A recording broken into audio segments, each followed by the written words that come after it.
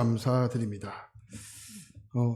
오늘 권사님 기도 가운데 그 기도를 하셨는데 이게 확 마음에 와닿는 거죠. 은혜 아니면 살 수 없다, 이렇게. 그죠? 그럼 됐죠, 뭐. 은혜 아니면 살 수 없다. 그런 마음으로 신앙생활하면 뭐 끝나는 거죠. 그죠? 그런 마음이 없기 때문에 우리가 어려운 건데, 하나님의 은혜 아니면 살 수 없다. 뭐 그런 마음이면, 그런 마음으로 신앙생활을 하면 뭐 틀릴 것도 없고, 그죠? 덧나갈 것도 없고, 그러지 않겠습니까? 말씀도 들을 필요도 없어요, 사실. 네. 사실 그런 마음으로 신앙생활하면. 우리 그러지 않습니까? 그게 없기 때문에, 그죠? 하나님의 은혜로만 살 수 없기 때문에, 우리가 그런 마음에 어떠한 그런 마음들이 자꾸 우리를 작용하기 때문에, 그래서 우리가 하나님의 길을 걸어가다가도 또 딴짓하고 뭐 그런 거 아니겠습니까? 그죠? 오늘 예배 드리시면서 그랬으면 좋겠어요. 하나님의 은혜 아니면 살 수 없다. 뭐 그러한 어떠한 간절함, 또 절박함, 뭐 그런 것만 가지고 말씀을 드리면 뭐 내용이 어떻게 되든 은혜 받지 않겠습니까? 네. 그러니까 은혜 받는 거, 그러니까 누구 책임이냐면 제 책임이 아니고 여러분 책임이라고 말하는 거예요.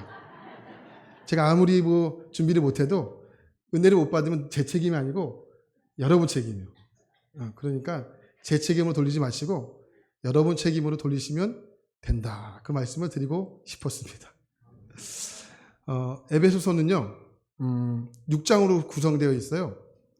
그 중에 오늘 우리가 살펴볼게 될 성경은 4장인데, 4장은 딱 중간입니다. 그러니까 축구로 따지면 전반부와 후반부가 있잖아요. 전반부가 끝이 나고 후반부가 시작되는 게 이제 에베소서 4장이죠.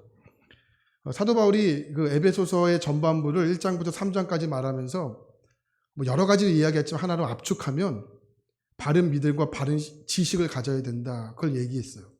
또 4장부터는 후반절이 시작인데 그 바른 지식과 바른 믿음을 가지고 그럼 어떻게 나는 살아가야 하는가? 어떻게 사는 것이 바른 믿음과 바른 지식을 가지고 사는 것인가를 말씀하고 있는 것이 바로 4장부터 6장까지예요.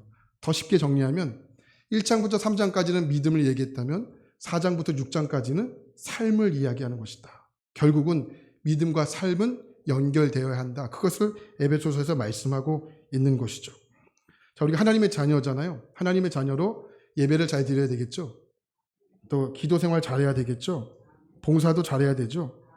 교회 잘 나와야 되죠. 예. 그러니까 올바른 믿음이 있으면 이게 바로 올바른 삶으로 연결되어야 하는 거죠. 더 구체적으로 말하면 교회 안에서의 삶이 1장부터 3장까지라면 4장부터 6장까지는 교회 밖의 삶이에요. 이거 연결되어야 돼요? 안 돼야 돼요? 연결이 되어야 한다. 그러니까 여러분 잘 한번 점검해 보시고 체크해 보세요. 나는 교회 안에서의 삶과 교회 밖에서의 삶이 서로 유기적으로 잘 연결되어 있느냐. 오늘 그런 질문을 가지고 돌아가시면 됩니다. 사도 바울이 그 중요한 이야기를 하고 있는데, 자, 첫 번째 시작인 1장 1절에서 사도 바울이 아주 중요한 이야기를 해요. 자, 1장 1절을 보겠습니다. 1장 1절이에요. 조금 하울링이 나는데 조금만 줄여주세요. 자, 1장 1절입니다. 같이 한번 말씀을 읽겠습니다. 시작. 하나님의 뜻으로 말미암아 그리스도 예수의 사도된 바울은 에베소에 있는 성도들과 그리스도 예수 안에 있는 신실한 자들에게 편지하노니. 자, 1절 말씀을 보면 두 가지의 모습이 동시에 등장하죠. 에베소에 있는 성도들과 그리스도 예수 안에 있는 신실한 자들 등장해요. 자, 한 구절 안에서 두 가지의 모습을 서로 언급하죠. 자, 에베소에 있는 성도들과 그리스도 예수 안에 있는 신실한 자들 이렇게 표현합니다. 자, 그러면 이 에베소에 있는 성도들과 그리스도 예수 안에 있는 신실한 자들은 같은 사람일까요? 다른 사람일까요? 네? 뭐 이렇게 입맛을 다시세요? 이렇게. 같은 사람이에요? 다른 사람이에요? 같은 사람이에요. 자, 같은 사람이에요? 자, 지금 에베소에 있는 성도들은 어디에 속해 있을까요? 에베소에 속해 있어요. 그죠? 이 땅에 속해 있다고 볼 수 있어요. 그럼 그들의 영혼은 어디에 속해 있는 거죠? 그리스도 예수 안에 속해 있는 거예요. 같은 사람이에요.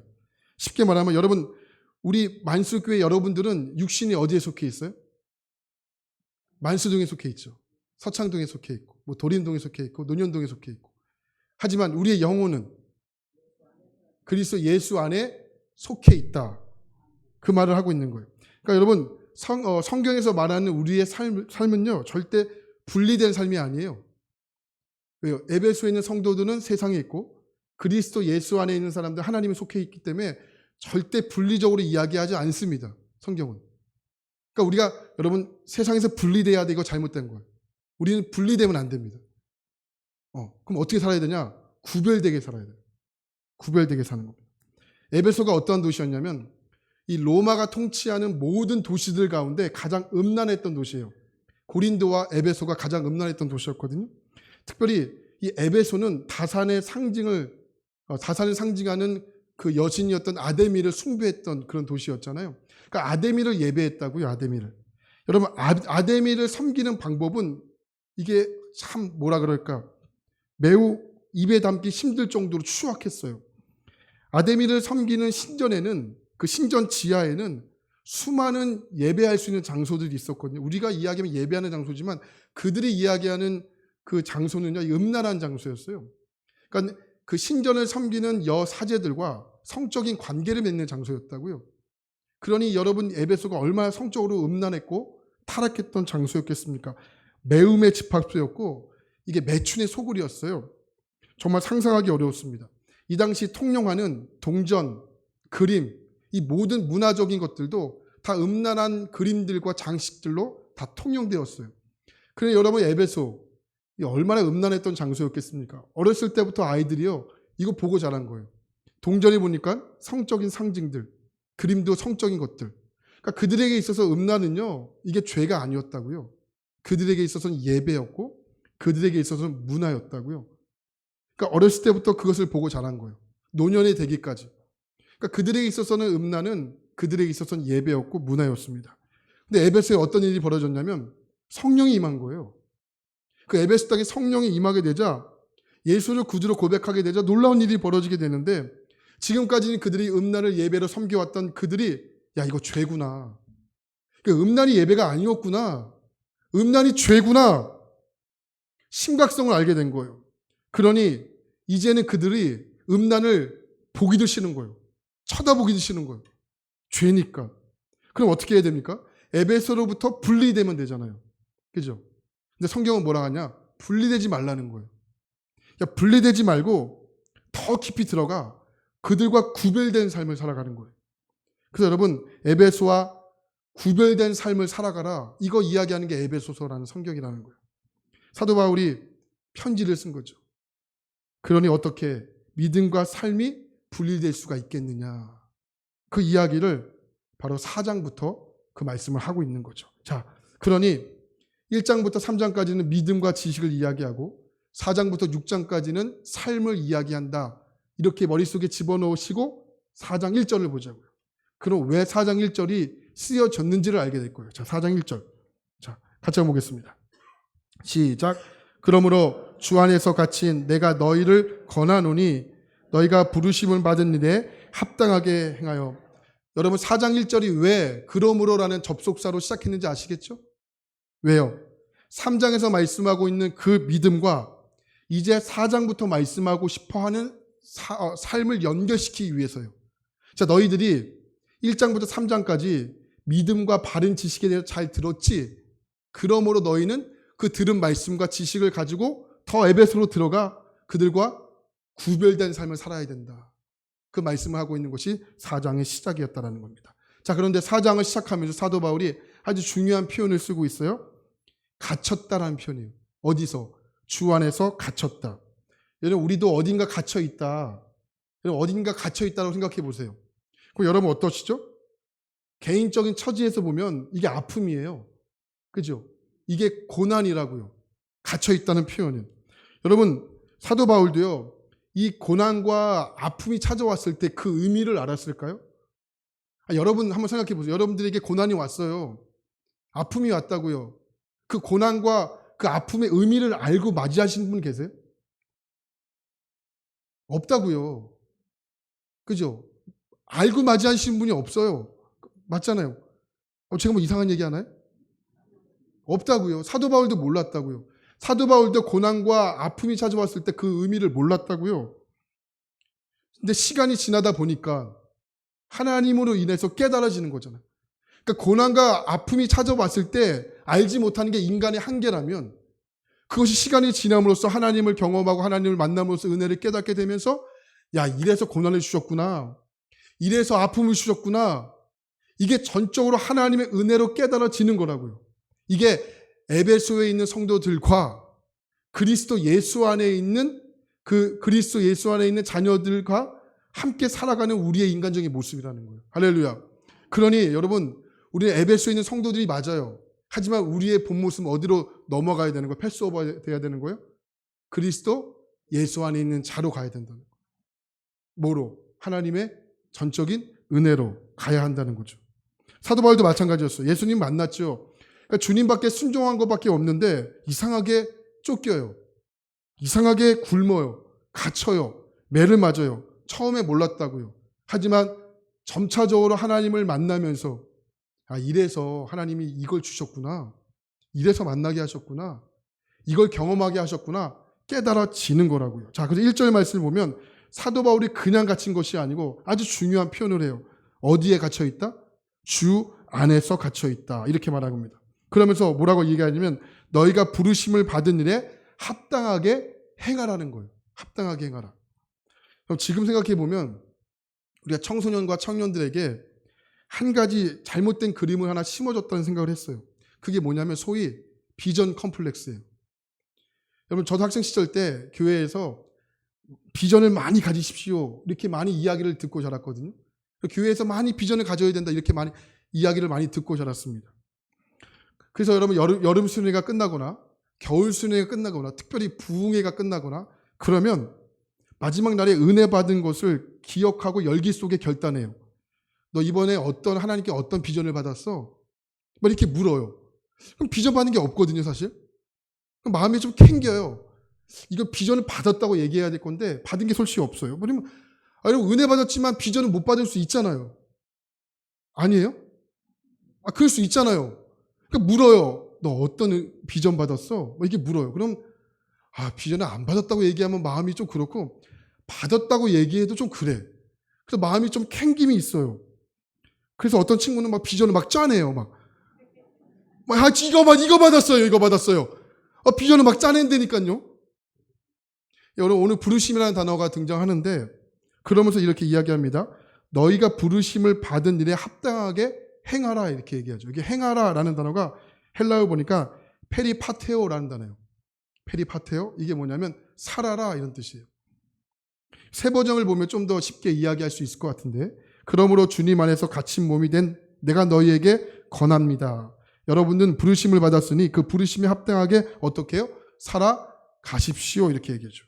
그렇기 때문에 여러분, 이 행하다라는 단어는요, 우리에게 일상에서 일어나는 소소한 삶의 의미를 표현하는 단어예요. 이 단어가 잘 표현되는 성경 구절이 있는데 이게 창세기 12장 1절인데 하나님께서 아브라함에게 나타나셔서 하나님은 아브라함을 부르시죠. 그래서 이렇게 말합니다. 창세기 12장 1절 여호와께서 아브라함에게 이르시되 너는 너의 고향과 친정과 아버지의 집을 떠나 내가 내게 보여줄 땅으로 가라 이렇게 말해요. 가라. 이게 히브리어로 할라크라는 단어예요. 할라크. 이 할라크라는 단어가 뭐냐면 그냥 큰 그림을 보여준 다음에 가라 이런 뜻이 아니에요. 하나님 언제 큰 그림을 아브라함에게 언제 보여주셨어요? 그게 갑자기 나타나셔서 가라 있잖아요. 그러니까 아브라함은 뭣도 모르고 간 거예요. 자, 가라. 큰 그림이 아니고 이 가라라는 뜻은요, 함께 걸으라 이런 뜻이에요. 함께 걸으라. 이게 아브라함의 비전이었다고요. 아브라함의 비전이 뭐예요? 하나님과 함께 걷는 거예요. 이게 아브라함의 비전이었어요. 그러니까 여러분, 비전은 무엇입니까? 저 멀리 있는 목적지를 향해서 달려가는 것이 아니라는 거예요. 매일매일 삶 속에서 누구와 함께 걷는 거예요? 하나님과 함께 걷는 게 그게 비전이라는 거예요. 우리의 비전이 되어야 됩니다. 여러분, 여러분의 비전이 뭡니까? 하나님과 함께 걷는 거예요. 이게 맞는 표현이라고. 그래서 우리가 여러분, 청소년들에게 마찬가지로 청년들에게 심어줘야 할 비전이 뭐냐면 10년 후에 20년 후에 거창한 게 아니라고요. 그건 하나님의 영역이에요. 이건 우리의 영역이 아닌 거예요. 물론 우리가 그것을 위해서 무단히 노력해야 되겠지만 10년 후에 20년 후에 해야 할 것을 하나님의 영역으로 납두고 그건 가봐야 아는 거예요. 우리의 비전은, 우리 아이들의 비전은 뭐예요? 하나님과 함께 매일매일 걷는 것을 알려주는 거예요. 이게 우리의 비전이 되어야 된다고요.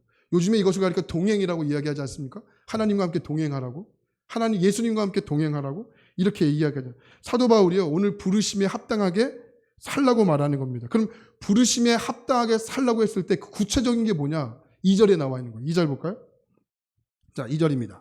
시작. 모든 겸손과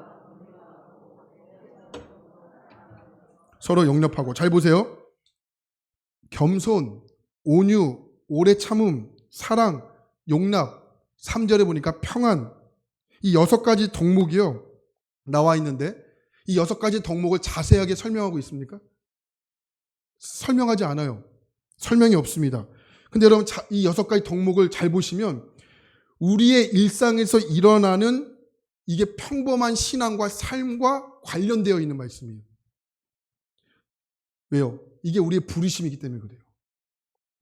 자, 여러분, 자, 그 목적이 있는데 하나님 우리를 왜 부르셨고 6가지 덕목을 왜 말씀하셨냐? 그 목적이 있지 않겠습니까? 그게 3절이라는 거예요. 3절. 자, 3절 보겠습니다.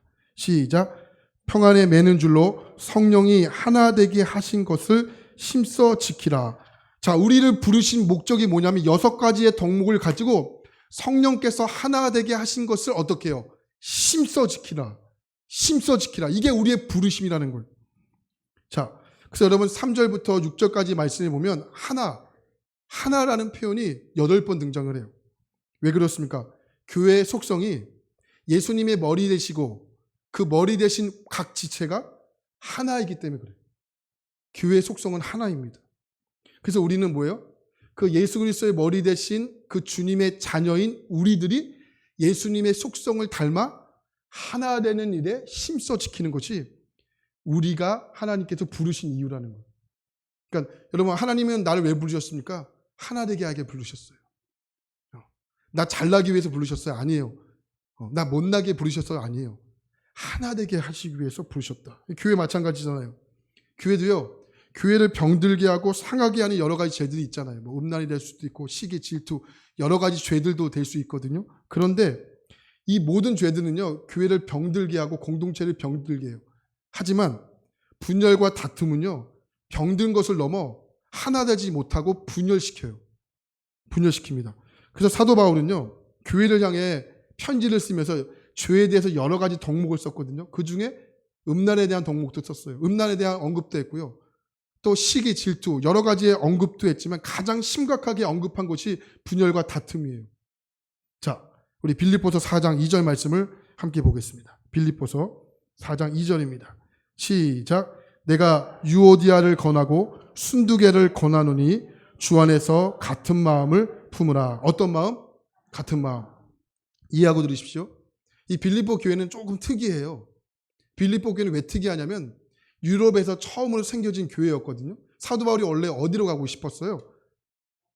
터키 지역으로 가고 싶었잖아요. 근데 하나님께서 어떻게 해요? 선회하셔서 마게도니아 지방으로 가게 하시잖아요. 그런데 이때 처음으로 만들어진 교회가 어떤 교회예요? 빌립보 교회가 탄생하게 되는데 유대인들 남자 8명만 있으면 회당이 있어야 되는데 이 지역을 갔더니 유대인들 남자 8명이 없는 거예요. 그러니까 회당이 없어요. 그 이야기는 뭐냐면 아무도 없었다는 거예요. 그래서 사도 바울이 어떻게 할까 고민하다가 복음을 전해요. 이때 한 여성을 만나죠. 루디아라는 여성을 만나요. 루디아라는 여성을 만나서 교회를 세우게 되네요. 이게 빌립보 교회예요. 이해하고 드십시오. 루디아를 통해서 교회가 세워졌으니 여성을 통해서 교회가 세워진 거예요. 그러니 빌립보 교회는 다른 교회와 다르게 누구의 파워가 세요? 여성의 파워가 세요. 여성의 파워가 엄청나게 셌다고요. 그런데 여성의 파워가 세니까 남성들보다는 여성들이 교회에 막 밀려 들어오는 거예요. 정말 이해하고 들으십시오. 대부분이에요. 대부분. 남성들보다는 여성들이 뭐가 많죠? 언어가 많잖아요. 언어가 좀 많아요. 아니, 저같이 언어를 좋아하는 사람도 있을 수 있겠지만, 말이 좋아하는 사람 있을 수 있겠지만, 대부분은 그렇잖아요. 네. 그러니, 교회가 세워졌는데, 말들이 많아지기 시작하니까 교회가 싸우게 되네요. 오늘 보니까 유오디아가 누구냐면 빌립보 교회 제1여성교회 회장이었고, 순두부는 아니고 순두개는 제2 빌립보 교회 여성교회 회장이었어요. 여성들이 많으니까요. 우리도 그렇잖아요. 뭐 지회장들 많잖아요. 그죠? 그런데 유오디아와 순두개가 교회 여성교회 사업을 하다가 싸웠네요. 그러니까 교회가 분열되기 일보 직전에 있는 거예요. 그러니까 사도 바울이 로마 감옥에서 이 소식을 듣게 되네요. 사도 바울이 그냥 있을 수 없잖아요. 그래서 빌립보 교회에 편지를 써요. 편지를 쓰면서 한마디로 뭘 이야기하냐면, 야, 싸우지 말라는 거예요. 싸우는 것보다 안 좋은 게 없다는 거예요. 차라리 싸우지 말고 그냥 교회 일 조금 하라는 거예요. 교회 일 조금해서 안 싸우는 게 싸우고 교회 일 많이 하는 것보다 더 유익하다고 이야기를 하는 거예요. 그래서 빌립보서의 2장 핵심되는 말씀이 뭐예요? 2장 5절에 있잖아요. 너희 안에 무슨 마음을 품으라? 그리스도 예수의 마음을 품으라. 그리스도 예수의 마음은 어떤 마음이에요? 싸우는 마음이에요? 다투는 마음이에요? 2장 6절부터 집에 가서 한번 읽어보세요.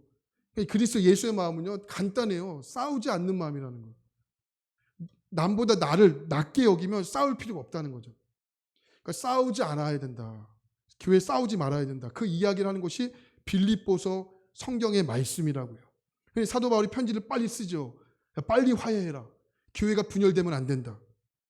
그러니까 다툼과 분열은요, 교회를 무너뜨리게 하는 가장 무서운 죄라고요. 사단이 그거 모르겠습니까? 그러니 어떻게 해서든지 분열되고 다투기 위해서 여러분 막 사단이 조정하지 않겠어요? 오늘 사도 바울이요, 4장을 시작하면서 너희가 하나님의 부르심을 받았다는 거예요. 그 부르심을 받았는데 그 부르심을 받은 이유와 목적이 뭐냐면 하나 되게 하기 위해서 부르심을 받았다는 거예요. 그러니 어떻게 해요? 힘써 지키라. 여기 힘써 지키라는 것은요, 하나님의 은혜로 지키라는 게 아니에요. 우리의 행함을 강조하는 거예요. 너희들이 힘써 노력해라는 거예요. 힘써 노력하라는 거예요. 싸우고 싶잖아. 기도하는 것도 마찬가지지만 너희들이 힘써 지키라는 거예요. 참으라는 거예요. 참고 그냥 벽을 치라는 거예요. 저 벽을 치라. 그게 교회의 덕목이다. 이렇게 이야기를 하고 있는 거예요. 자, 1절 말씀을 보니까 부르심을 입었다 이렇게 표현하고 있죠. 이 헬라어로 에클레레테라는 단어예요. 에클레레테. 근데 여러분 교회라는 단어도 헬라어로 에클레시아, 이게 좀 단어가 비슷하잖아요. 이 어근이 같아서 그래요. 자, 여러분 뭐냐면 교회가 어떤 곳이에요? 부르심을 입은 사람들의 모임이라는 거예요. 자, 한번 따라해 볼까요? 부르심을 입은 사람들의 모임. 그게 어디예요? 교회라는 거예요. 에클레시아. 그럼 무엇을 위해 부르심을 받았어요, 여러분? 예? 하나 되는 부르심을 받은 거예요. 성령께서 교회를 하나 되게 하기 위해서. 우리가 그 일에서 교회의 부르심을 받았다라고 성경은 말씀하고 있어요. 자, 그래서 2절에서 우리는 어떻게 살아가야 되느냐? 따라해볼까요? 겸손, 온유, 오래 참음, 사랑, 용납, 평안. 이게요, 거시적이고 대단한 명령이 아니에요. 가정과 직장과 교회에서 분열시키지 않기 위해서 서로 존중하고 배려하고 절제해야 하는 최소한의 행동들이다. 이렇게 얘기하는 거예요.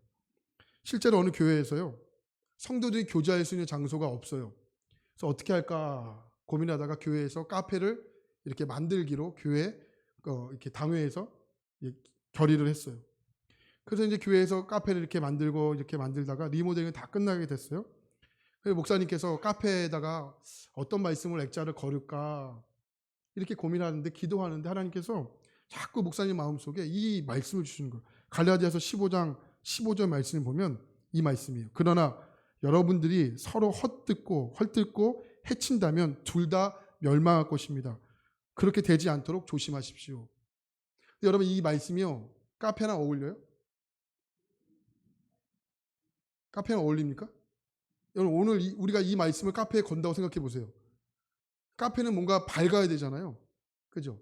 카페는 뭔가 이렇게 분위기가 좋아야 되잖아요. 행복하고 화합하는 게 카페의 분위기잖아요. 그러니까 목사님이 기도하다 이 말씀 자꾸 생각나는데 혼자 아닐 거야. 이건 카페에 주신 말씀이 아닐 거야. 하고 카페에다가 다른 액자를 걸었습니다. 그래서 이제 리모델링을 마치고 이제 교회가 이제 리모델링 예배를 드렸네요. 리모델링 예배를 다 이제 드리고 나서 은혜롭게 예배를 드렸어요. 그리고 나서 이제 성도들에게 마실 커피를 한 잔씩 제공하는데 아직 머신기 같은 게 준비 다 갖춰지지 않으니까 이제 교회에서 교회가 잘 활용하는 거, 그 스탠라이스 요거를 가지고 커피를 한 잔씩을 다 먹게 했네요. 성도들에게. 그래서 성도들이 줄을 쫙 서가지고 컵에다가 커피를 한 잔씩 다 아이스 커피를 받아서 한 잔씩 먹는데 한 남자 집사님께서 이렇게 커피를 받고 나서 돌아서는데 뭔가 양이 부족한 것 같다. 다시 이렇게 돌아서려고 하는데 뒷사람과 쾅 부딪힌 거예요. 뒷사람과 탁 부딪혔어요. 그래 어떻게 되겠습니까? 커피가 옷에 튀겼겠죠. 튀기고 난리가 납니다. 근데 여러분 우리가 사람이 부딪히는 일은 그래도 흔하게 일어나는 거잖아요. 그럼 죄송해요. 이렇게 하면 넘어갈 수 있는 일이잖아요. 근데 이게 교회에서 일어나니까 이게 난리가 난 거예요. 난리가 난 거예요. 물론 의도적으로 했던 일은 아닌데 부딪히는 순간 세상에서 써야 할 험악한 욕이 입 밖으로 튀어나온 거예요. 야이씨! 입 밖으로 확 튀어나왔네요. 그럼 거기서 끝나면 되는데 이게 6탄전까지 벌어지게 돼요. 교회에서. 6탄까지 벌어져서 뭐 경찰도 오고 이게 교회가 당회까지 이 문제를 가지고 올라갔어요. 여러분 이게 당회까지 가지고 올라갈 문제 맞습니까? 이게 그런데 네가 잘했니 내가 잘했니 이것 때문에 교회가 이렇게 갈라지게 됐어요. 이게 갈라질 정도입니까? 네? 이게 교회에서 일어나니까 갈라진 거예요. 이게 교회 안에서 일어나게 되니까 걷잡을 수 없이 단숨에 교회를 무너뜨리게 될 정도로 이게 정말 급속하게 벌어지게 됐습니다. 그래서 교회가 한동안 이 커피 문제로 인해서 교회가 따로 예배를 드린 거예요. 이 남자 편 예배, 이쪽 편 예배. 여러분 예배가 될까요? 어떤 마음으로 은혜 받을까요? 교회 오는 발걸음 즐거울까요? 안 된다고요. 그러니까 여러분 우리가 교회 생활하면서 뭐 위대한 거 꿈꾸지 마세요. 그러니까 옆에 있는 분들과 그냥 가족 간에 그냥 안 싸우면 돼요. 겸손하시면 돼요. 온유하면 돼요. 오래 참으면 돼요. 사랑하면 돼요. 평안하면 돼요. 용납하면 돼요. 그냥 교회 생활이 그냥 이거 하나 되게 하는 덕목만 필요하면 돼요. 그럼 교회는 은혜롭게 주님이 성령께서 하나 되게 하시는 거예요. 성령께서 성령 안에서 하나로 견고하게 세워주는 접착제 역할을 우리가 하면 되는 거예요. 부르심에 합당하게 살아가라. 대단한 거 아닙니다. 그냥 우리가 있는 이 자리에서 소소하게 이 덕목을 가지고 하나님 앞에 살라는 거예요. 여러분 신앙은요 어떠한 형태로 이야기하면 쉬워요. 예를 들어 볼까요? 신앙은 기도하는 거야. 쉽다고요. 신앙은 말씀 묵상하는 거야. 쉬워요. 왜요? 하면 되는 거니까. 근데 신앙은 형태가 없어요. 그래서 어려운 거라고. 그래서 에베소에 있는 성도들과 그리스도 예수 안에 있는 것이 하나로 되는 게 신앙생활이라고요. 다시 말하면 교회 안에서의 모습과 교회 밖에서의 모습이 서로 연결되는 것이 신앙생활이라는 거예요. 할렐루야. 여러분 죄송하지만 우리가 비난받는다? 비난받는다 생각해 보겠습니다. 비난받는 이유가 뭘까요? 교리가 없어서입니까? 아니면 교리가 부실해서 그래요? 아니잖아요. 에베소에 있는 성도들과 그리스도 예수 안에 있는 자들이 이게 연결이 되지 않기 때문에 그래요. 그죠? 쉽게 말하면 에베소 1장부터 3장까지의 그 바른 지식과 믿음과 4장부터 6장까지 말씀하고 있는 바른 삶의 모습이 유기적으로 연결되어 있지 않기 때문에 교리가 부족해서 아니라니까요. 회의가 없어서 아니라니까요. 이게 연결되지 않아서 그렇다고요. D.A. 무디가 이렇게 얘기했어요. 성경은 우리의 지식을, 화면 보세요. 성경은 우리의 지식을 증가시키기 위해서 주신 것이 아니라 우리의 삶을 변화시키기 위해서 주신 것이다. 같이 한번 읽어볼까요? 시작. 성경은 우리의 지식을 증가시키기 위해 주신 것이 아니라 우리의 삶을 변화시키기 위해서 주신 것이다. 너무 멋진 말 아닙니까? 성경을 왜 주셨다고요? 지식을 증가시킨 것이 아니고 우리의 삶을 변화시키는 거라고. 그러니 말씀을 머리로 들으시고 머리에서 남으면 지식을 증가시키는 거지만 이 말씀이 어디로? 가슴으로 내려오면 나의 삶을 변화시키는 거죠. 할렐루야. 그래서 여러분 1장부터 3장까지 머물러 있지 말고 이제 4장으로 넘어가셔야 돼요. 그래서 삶으로 하나님께 부르심을 받은 일에 합당하게 우리가 살아가야 되는 겁니다. 자, 오늘 시간 관계상 6가지 덕목이 있는데 한 가지만 좀 살펴볼게요. 그게 어떤 덕목이냐면 겸손이라는 덕목인데, 자, 오늘날 겸손은 미덕이죠. 자, 교회뿐만 아니라 학교에서도 사회에서도 겸손을 가리켜요. 근데 여러분 에베소가 쓰여질 당시에 이 겸손은 미덕이 아니에요. 이거는 악덕입니다. 그 누구도 겸손을 이야기하지 않아요. 성경 말고도 고대 시대에는 많은 문헌과 시, 수필들이 많이 있지 않았겠습니까?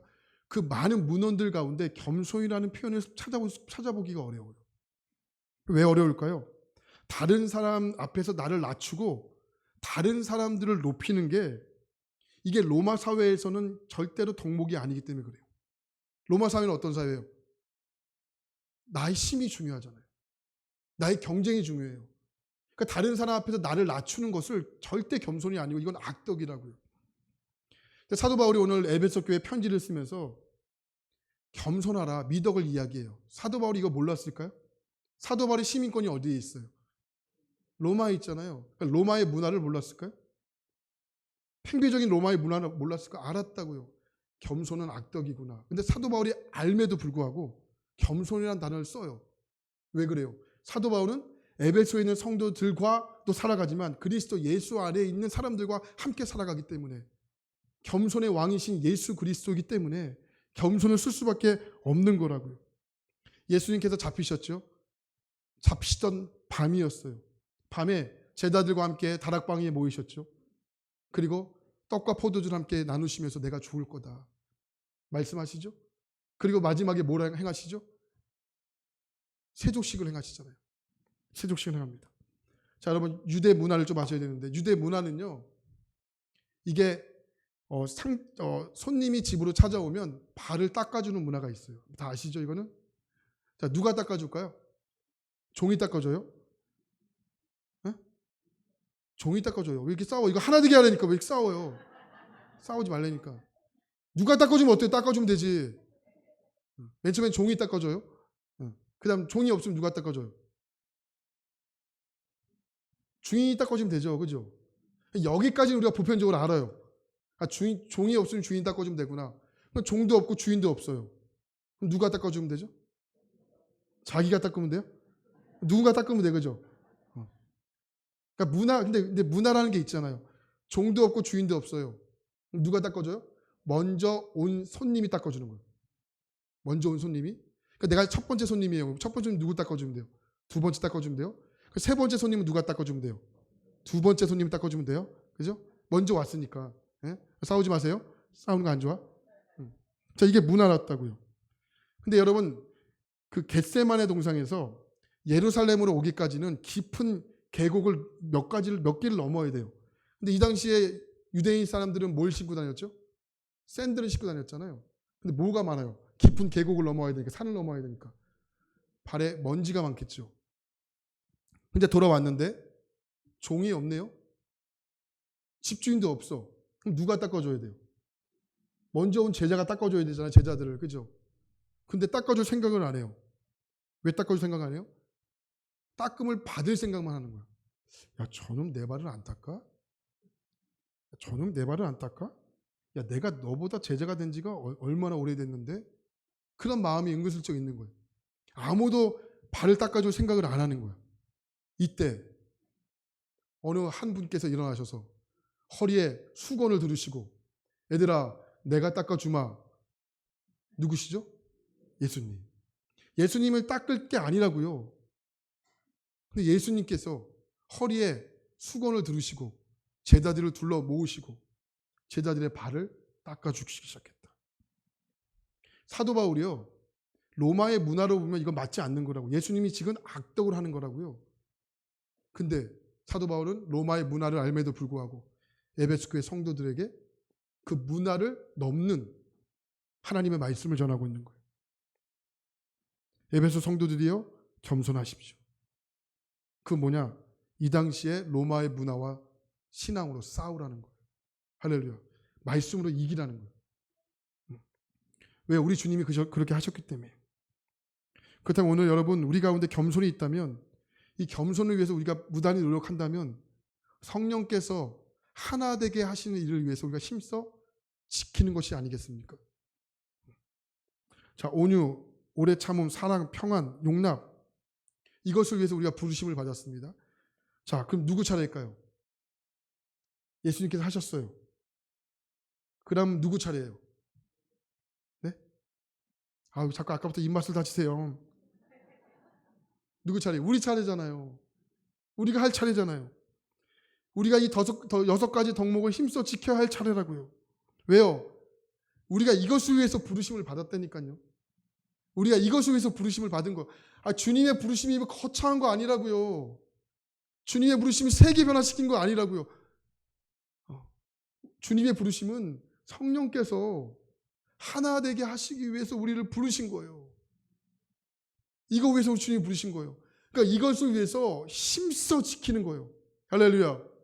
그런 교회가 정말 주님의 몸된 정말 재단에서 예수 그리스도께서 머리 되시는 교회가 몸된 지체들이 각자 역할을 겸손하게 하면 그것은 유기적으로 건강해지는 거예요. 그것을 위해서 주님이 우리를 부르셨고 그것을 위해서 우리를 주님께서 부르심을 받은 우리들이라고요. 그렇다면 여러분 오늘 누가 이 하나님의 부르심 앞에 힘써 지켜나가겠습니까? 오늘 어느 분이 하나님 말씀에 순종해 나가시겠냐고요. 하나님의 이 부르심, 하나님의 부르심 앞에 누가 순종하며 나가시겠냐고요. 오늘 누가 하나님의 부르심 앞에 믿음으로 반응하며 나가시겠습니까? 이것이 우리 모두에게 주신 하나님의 사명이고 우리가 반드시 지켜나가야 할 하나님의 역할이라고 봅니다. 오늘도 여러분 우리의 비전은 명확합니다. 그 하나님과 함께 걸어가는 겁니다. 모든 순간을 하나님께 함께 걸어갑니다. 그리고 성령께서 하나 되게 하시는 일을 우리가 힘써 지켜나가는 것. 이것이 바로 우리의 사명이라고 확신합니다. 이것이 바로 부르심을 받은 성도답게 우리의 일상에서 살아가는 것이죠. 저와 여러분들이 이런 하나님의 부르심에 합당한 삶을 살아가는, 그래서 여러분을 통해서 하나님의 교회가 아름답게 세워가고 여러분의 가정이 아름답게 세워가고 여러분의 작은 공동체가 아름답게 세워가고 다툼이 없는 화합과 기쁨이 있는 그런 아름다운 공동체가 다 되어주기를 주님의 이름으로 간절히 축원합니다. 우리 함께 찬양하고 기도하겠습니다.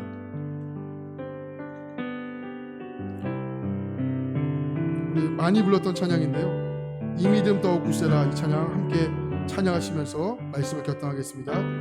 여기에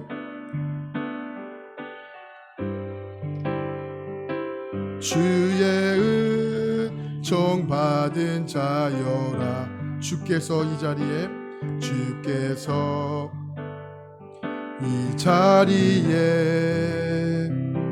함께 계심을 아노라. 언제나 주님만을, 언제나 주님만을 찬양하며 따라가리니 시험을 당할 때도 함께 계심을 믿노. 이 믿음 더욱 굳세라, 이 믿음 더욱 굳세라. 주가 지켜주신다.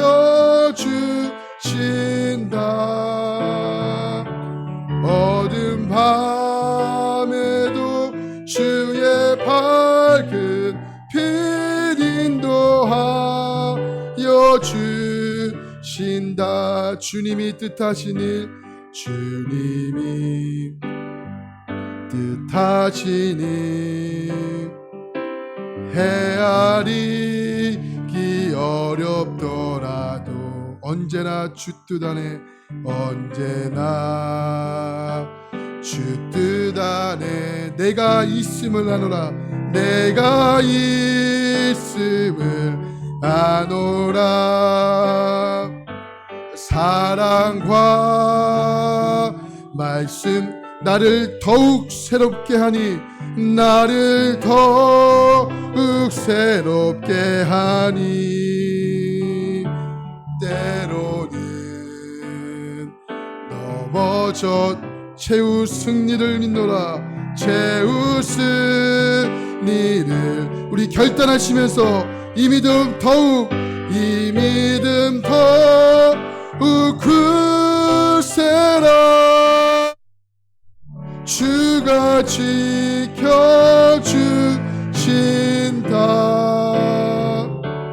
어두운 밤에도 주의 밝은 빛 인도하여.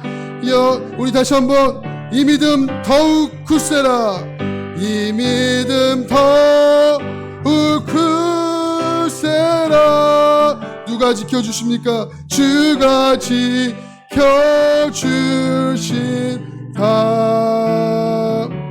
어두운 밤에도 주의 밝은 빛 인도하여 주신다. 우리 이 시간 기도할 것은 명확합니다. 하나님, 내가 부르심에 합당하게 살게 하소서. 내가 가는 곳에, 내가 있는 곳에, 내가 있는 공동체에 화합이 있을 수 있도록 겸손하고 온유하고 오래 참고 사랑과 평안과 하나님 용납함으로 우리 공동체를, 하나님 주인 되신 우리의 아름다운 공동체를 지켜 하나님 살아갈 수 있도록, 세울 수 있도록 역사하여 주시옵소서. 우리 이 시간 이것을 위해서 주여 한번에 주다 함께 기도합니다.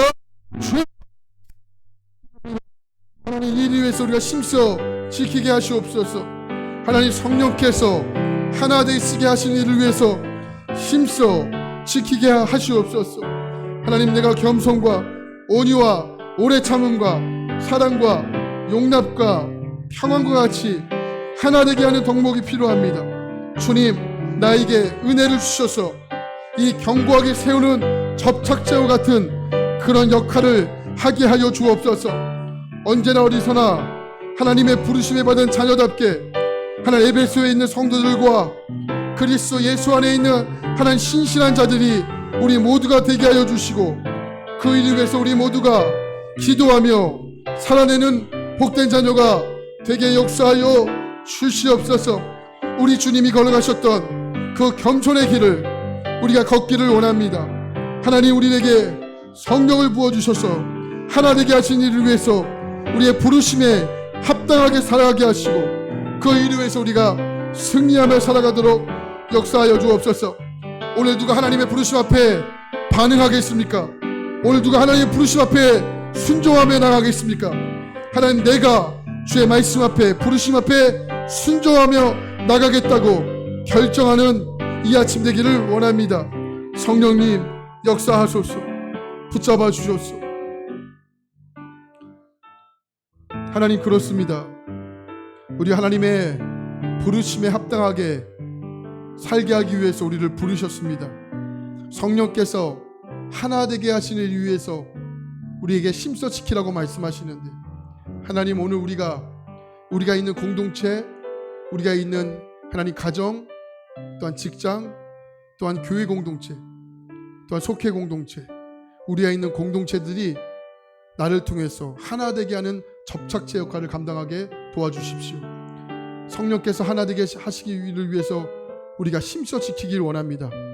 하나님, 우리를 도구로 사용하셔서 우리 만수교회가 하나 되게 하시는 일에 우리가 하나님 그 일 위해서 힘써 지키는 복된 인생으로 살아가도록 도와주시고, 에베소 1장부터 3장까지 바른 믿음과 지식을 들었다면 이제 4장부터 시작하는 그러므로 너희는 이렇게 행하라.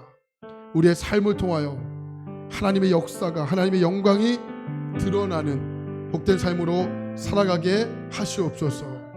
주께 모든 것 맡기며 감사드리며 예수 그리스도의 이름으로 간절히 기도합니다. 아멘.